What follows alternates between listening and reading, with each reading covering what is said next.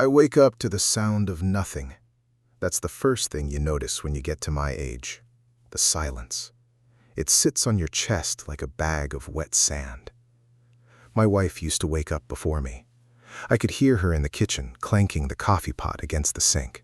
I could hear her humming those old 80s songs she never let go of. Now I wake up and the house just listens back. I am 71 years old. I have 3 children. I have 7 grandchildren. I have a son-in-law who used to call me Dad. I have a daughter-in-law who looked me in the eye and said, "I love you more than my own father." I also have a foreclosure notice on my kitchen table and a cell phone that hasn't rung in 412 days. I counted. This is not a story about money. Not really. Money is just the thing they use to measure how little I meant to them. This is a story about a man who built a life with his hands and then watched his own blood tear it apart because they thought he was already dead enough to rob. I want to tell you about the morning it started. Not the morning I found out, the morning before, when I still believed my family was my family. It was a Tuesday in October. The leaves were turning those burnt orange colors that make you feel nostalgic for nothing in particular.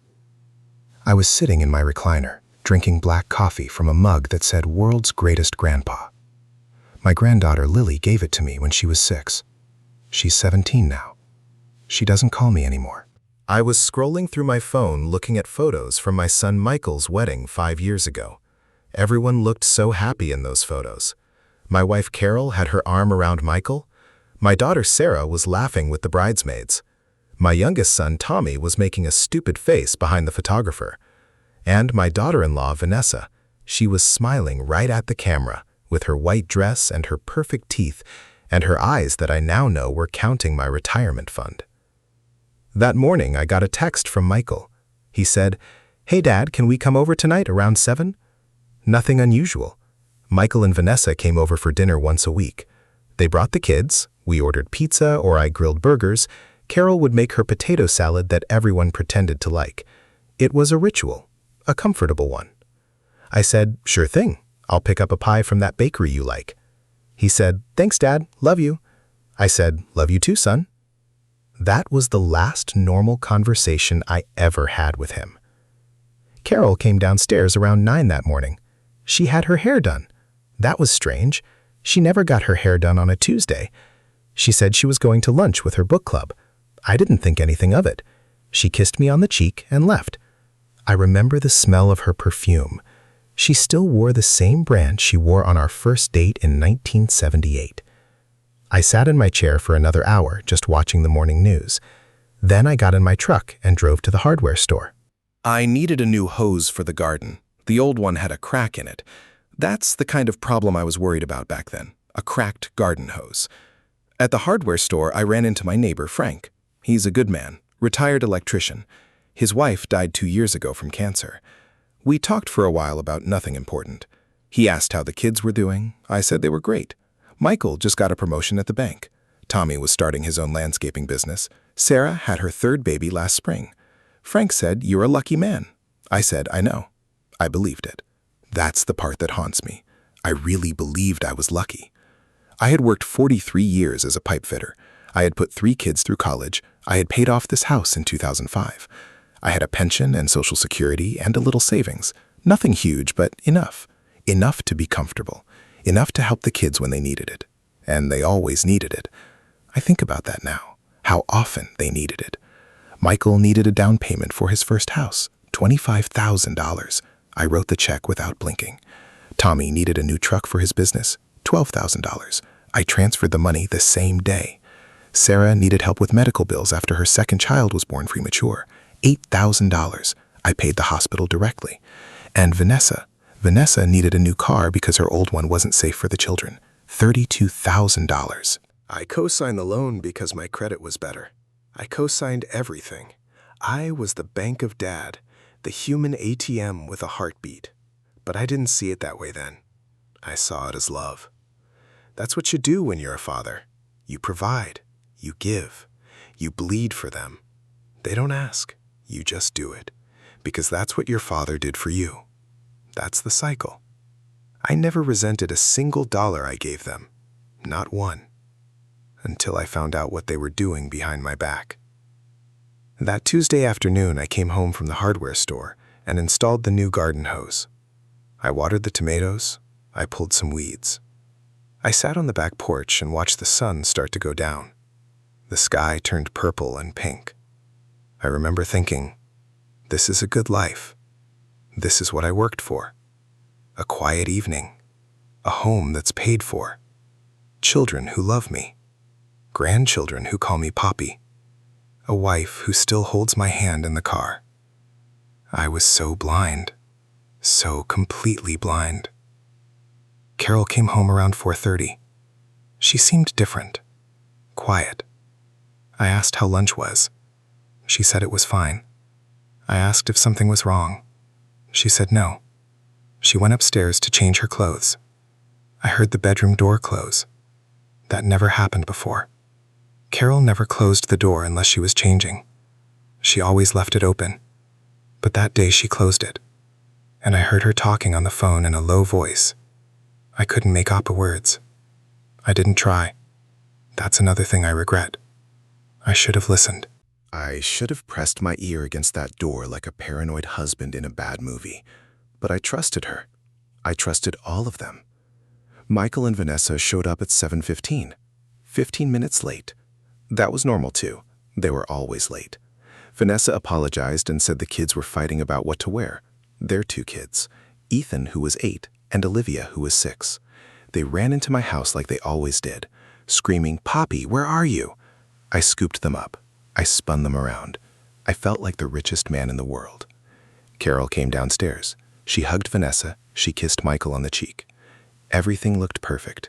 Everything looked like a Norman Rockwell painting. But something was off. I could feel it in my gut.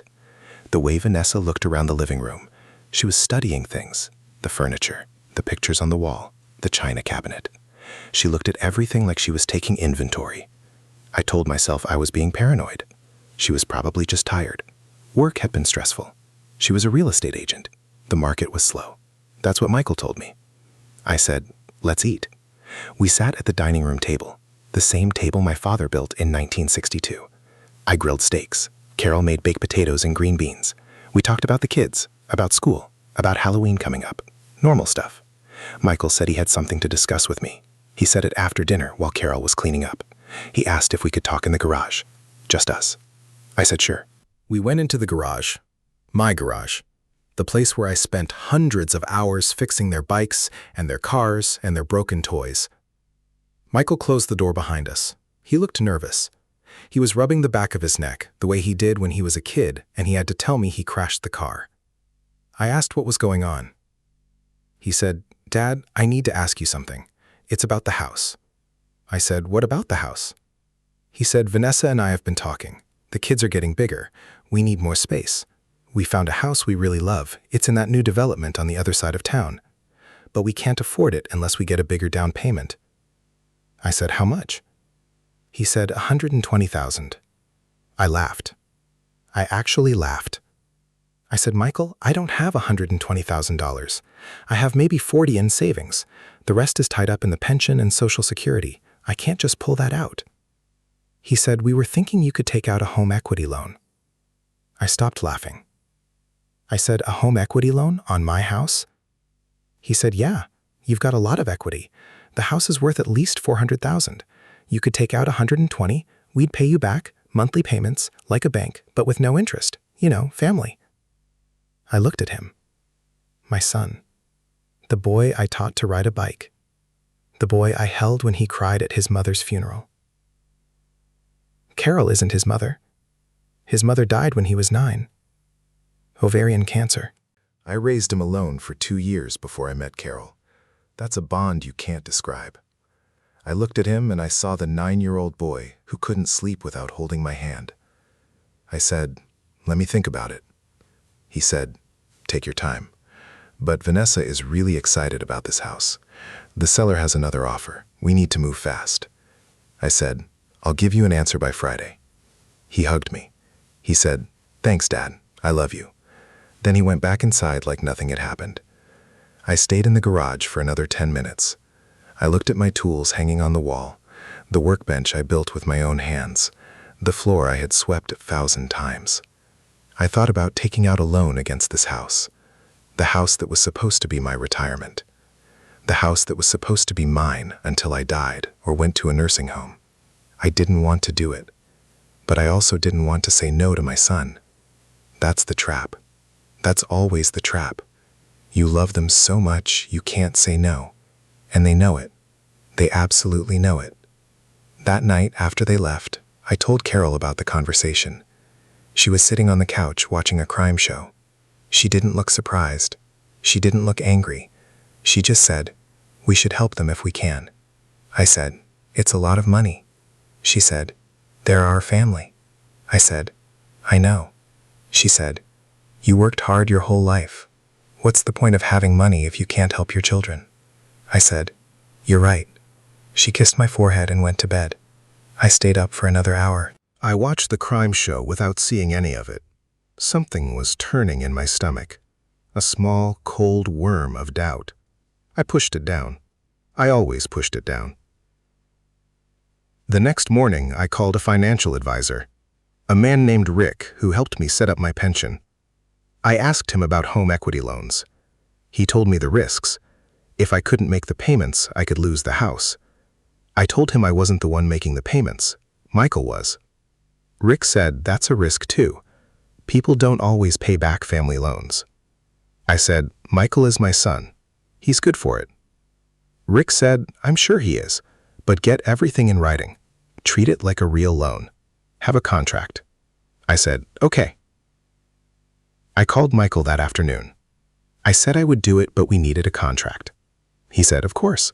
Vanessa is a real estate agent. She can draw up the paperwork." I said, "That sounds good." He said, "Thanks again, Dad. You're saving us." I said, "That's what fathers do." I hung up and felt a mix of relief and dread. The relief came from making my son happy. The dread came from somewhere deeper, somewhere I didn't want to look. 3 days later, Vanessa came over with the paperwork. She had it all typed up, very professional. She sat at my kitchen table and explained each page. The loan amount was $120,000. The repayment term was 10 years, monthly payments of $1,000, no interest. She said, "This is just to protect everyone, so there's no confusion." I read through it. It seemed straightforward. I signed my name on the dotted line. Carol signed as a witness. Vanessa took the papers and said, "I'll get these notarized and filed." I said, "Thank you for handling this." She smiled. She said, "Thank you for being such a generous father. I love you so much." She hugged me. I hugged her back. I believed her. The money showed up in my account 5 days later, $120,000 from the bank. I transferred it to Michael's account that same day. I watched the number drop from $160,000 to $40,000. It hurt. I won't lie. It hurt to see that number fall. But I told myself it was an investment in my son's future, in my grandchildren's future. They would have a bigger house, a better neighborhood, a swing set in the backyard. I was buying memories. That's what I told myself. The first 6 months were fine. Michael made the payments, $1,000 on the first of every month, like clockwork. I would see the deposit in my account and feel relieved. My son was a man of his word. I was proud of him. I bragged about him to Frank. I said, "He's making payments on time. He's responsible." Frank said, "That's good." He said, "Most kids wouldn't do that." I said, "Michael is different." Then the payments started coming late. A day late, then a week. Then Michael called and said things were tight. Vanessa's real estate business was slow. The new house needed a new roof, unexpected expenses. Could we skip a month? I said, "Sure." I understood. Life happens. That 1 month turned into 2, then 3. Then Michael stopped calling to explain. The payments just stopped coming. I called him. He said he was sorry. He said he would catch up. He never did. I didn't push it. That was my mistake. I didn't push it. I didn't want to be the nagging father, the one who cares more about money than family. So I let it slide. I told Carol we should just write it off. Forget about the loan. She said, "Maybe you're right. Maybe we should just let it go." I thought she was being kind. I thought she was protecting our relationship with Michael and Vanessa. I didn't know she was protecting something else, something much darker. The foreclosure notice came in the mail on a Friday. I was sitting in my recliner when I opened it. It said I was behind on my home equity loan payments. I was confused. I had been making the payments, every month, $1,000 from my checking account. I called the bank. The woman on the phone said the loan was in default. I said, that's impossible. I have the records. I make the payments. She said, sir, the payment stopped 7 months ago. I said, that can't be right. She put me on hold. She came back and said, according to our records, the last payment was made 8 months ago. I said, I have bank statements showing I paid every month. She said, sir, the payments were being made from an account that was closed 8 months ago. I said, what account? She said, the account belonging to Michael Sullivan. My blood went cold. I said, Michael Sullivan is my son. He's the one who was supposed to be making the payments to me, not to the bank. I was making the payments to the bank. She said, sir, I don't know anything about that. I can only tell you that the loan is in default. You owe $114,000 plus fees. If you don't pay within 90 days, we will begin foreclosure proceedings. I hung up. I sat in my chair for a long time. My hands were shaking. I didn't understand. I had been paying the bank. I had the records. Every month, I transferred $1,000 from my checking account to the loan account. But the woman said those payments stopped.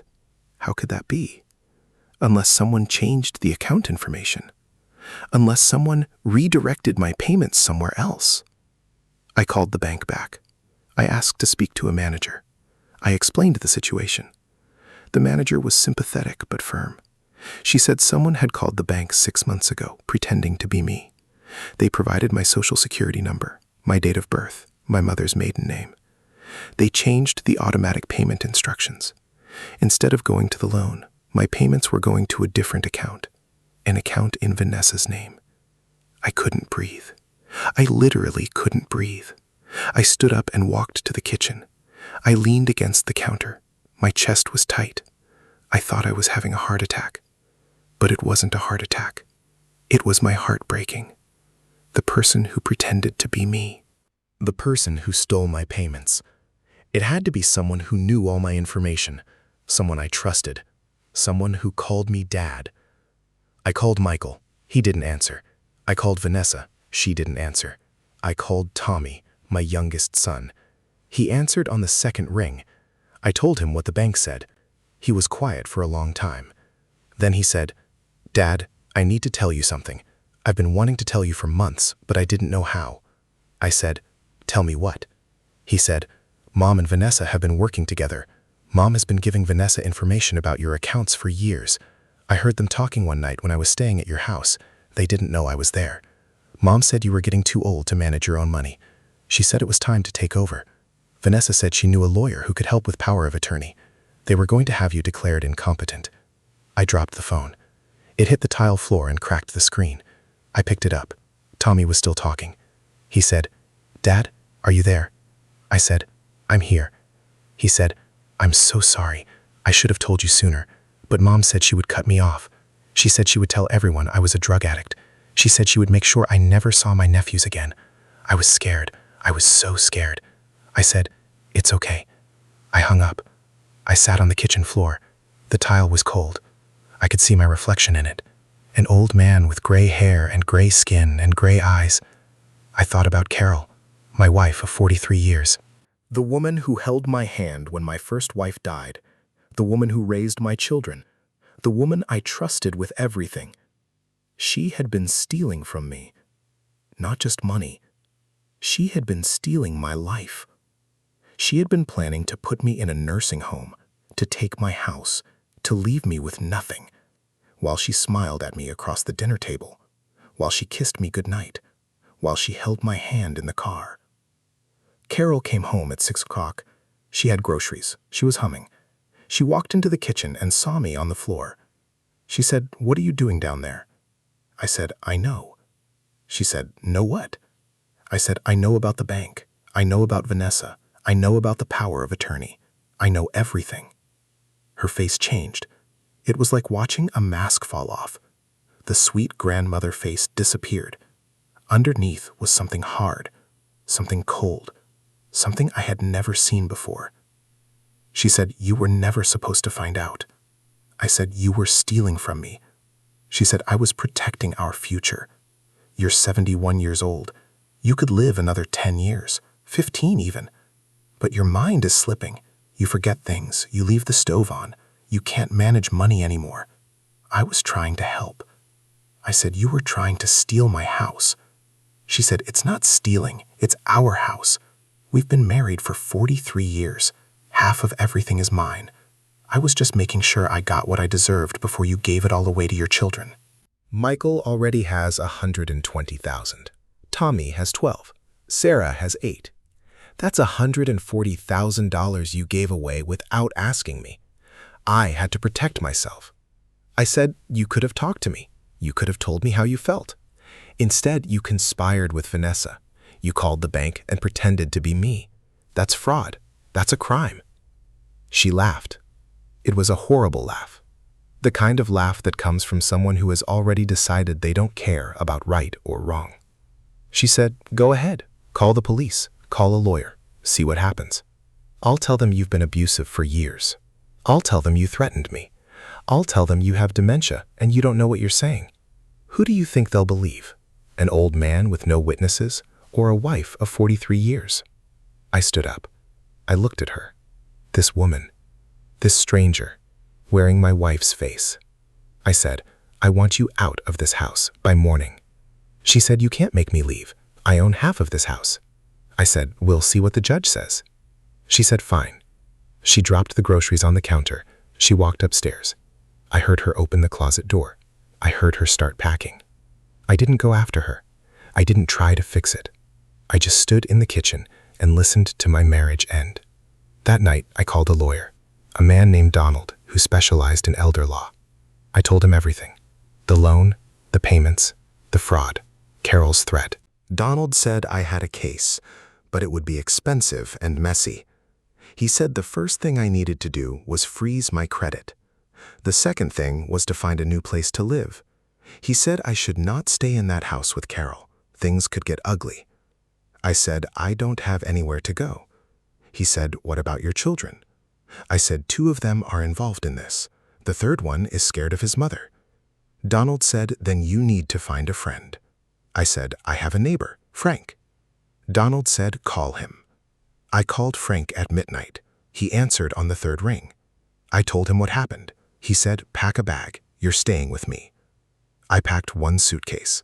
I took my phone, my wallet, my glasses, a photo of my first wife. That's all I took. I left everything else.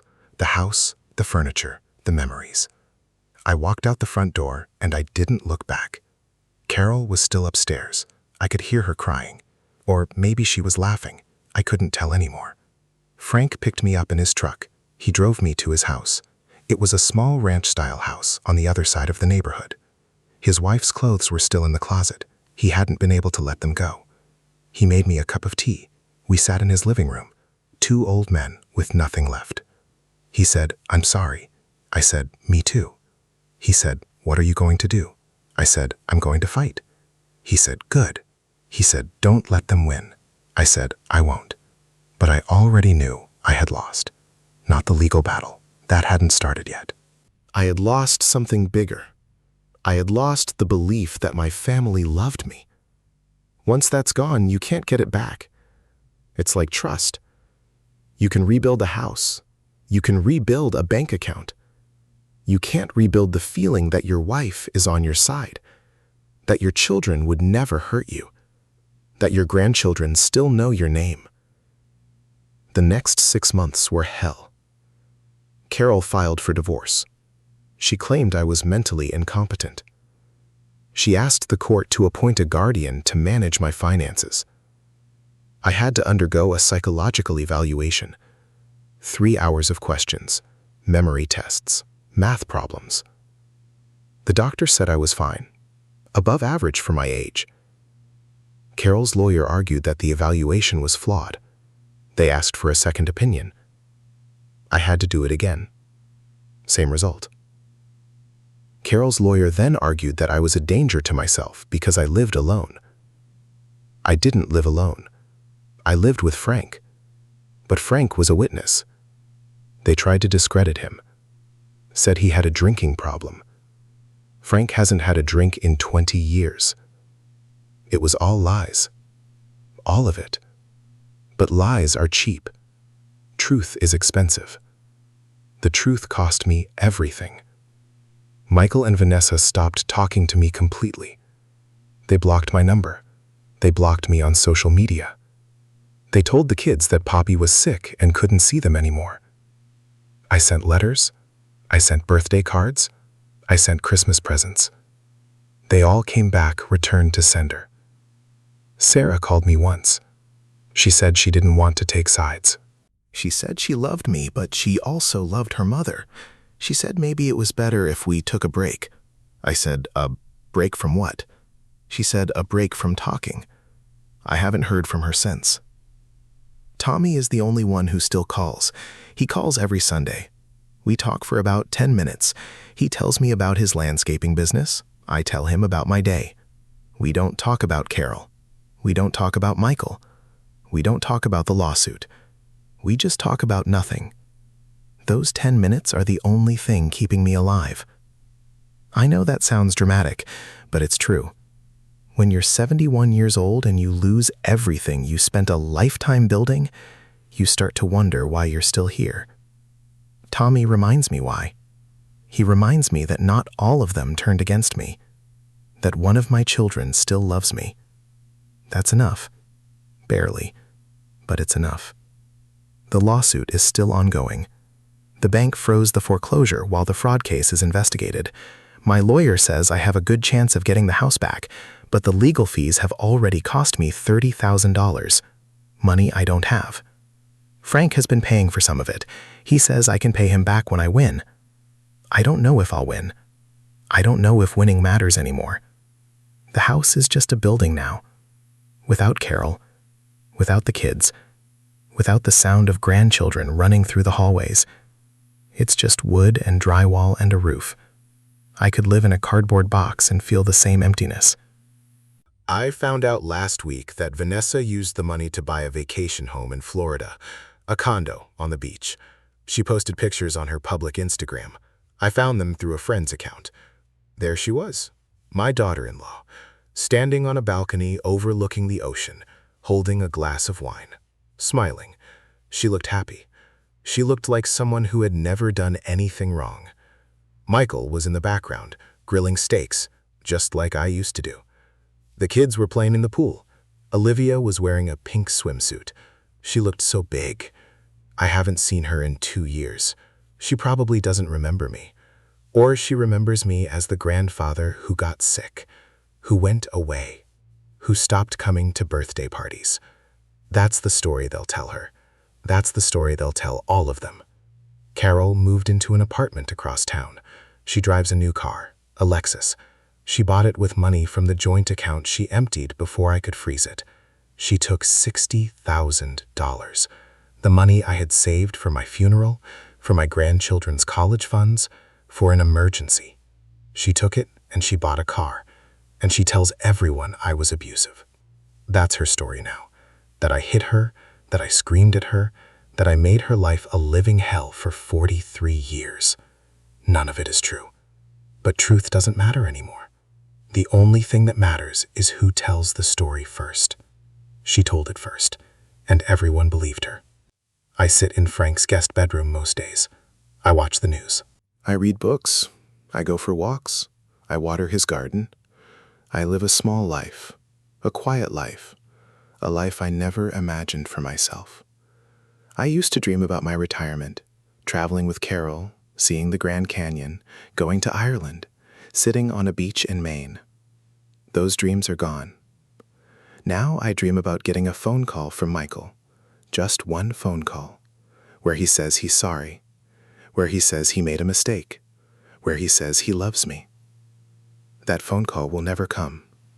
I know that, but I still dream about it. I still check my phone every morning. I still hope. Last night, I had a dream about my first wife, Mary, the mother of my children. She died so young, 38 years old. I still remember her face, her laugh, the way she said my name. In the dream, she was sitting on the back porch of our old house, the house we bought when Michael was a baby. She was drinking iced tea. She looked at me and said, "You did your best. That's all anyone can do." I woke up crying. I haven't cried like that since Mary's funeral, 32 years ago. I sat on the edge of Frank's guest bed, and I cried for everything I lost. For my wife, for my children, for my house, for my life, for the man I used to be before I found out that love is just a word people use to keep you from asking questions. I don't know how this story ends. Maybe I win the lawsuit and get the house back. Maybe I don't. Maybe Michael calls one day. Maybe he doesn't. Maybe I die alone in this guest bedroom. Maybe I find a way to start over. I'm 71 years old. Starting over isn't really an option, but surviving is. I can survive. I've survived worse. Losing Mary, losing my parents, losing jobs, losing friends. I can survive this, but surviving and living are two different things. I'm not sure I'll ever really live again. I'm not sure I want to. Living means trusting people. Living means loving people. Living means opening your heart and hoping they don't rip it out. I don't have another heart to give. They took the last one. Frank made coffee this morning. He brought it to me in bed. He sat on the edge of the mattress and handed me the mug. He said, "You need to eat something." I said, "I'm not hungry." He said, "I don't care. You're eating." He made me toast and eggs. I ate half of it. He said, "That's better." We sat in silence for a while. Then he said something I'll never forget. He said, "You can't choose your family, but you can choose who you call family." I looked at him. This man who owed me nothing, who took me in when I had nowhere else to go, who paid my legal fees, who made me toast. I said, "You're right." He smiled. He said, "I know. Finish your eggs." The phone is sitting next to me right now. The screen is dark. No messages. No missed calls. The silence is louder than anything. But I'm still here. I'm still breathing. I'm still putting one foot in front of the other. That's not nothing. That's everything. That's the only victory I have left. I'm still here. And as long as I'm still here, there's a chance. A small one. A stupid one. A chance that tomorrow will be different. That the phone will ring. That someone will say they're sorry. That someone will say they love me. That someone will remember that I was a good father. A good husband. A good man. I wasn't perfect, but I tried. I really tried. And maybe that's enough. Maybe that has to be enough. Because it's all I have left. It's all any of us have left when the people we love decide we're worth more dead than alive. We have the memory that we tried, that we loved, that we gave everything, and that we didn't deserve what they did. That's not justice. That's not revenge. That's just the truth. And sometimes the truth is the only thing that keeps you from disappearing entirely.